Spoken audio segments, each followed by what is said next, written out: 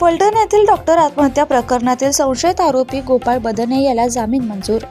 फलटण येथील महिला डॉक्टर आत्महत्या प्रकरणात गेल्या 5 महिन्यांपासून अटकेत असलेल्या PSI गोपाळ बदने याला कोल्हापूर सर्किट बेंच न्यायालयाने 50,000च्या वैयक्तिक बॉन्डवर जामीन मंजूर केला आहे। फलटण येथे 23 ऑक्टोबर 2025 रोजी एका महिला डॉक्टरने हॉटेलमध्ये गळफास घेऊन आत्महत्या केली होती।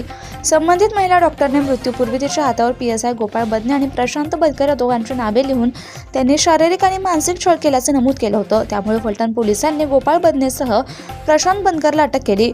PSI बदने गेल्या 5 महिन्यांपासून अटकेत होता। त्याने मुंबई उच्च न्यायालयाच्या कोल्हापूर येथील सर्किट बेंच न्यायालयात जामिनासाठी अर्ज केला होता। या अर्जावर सरकार पक्ष आणि बदनेच्या वकिलांनी युक्तिवाद केला। दोन्ही बाजूंचा युक्तिवाद ऐकल्यानंतर न्यायालयाने PSI गोपाळ बदने याचा काही अटींवर जामीन मंजूर केला आहे।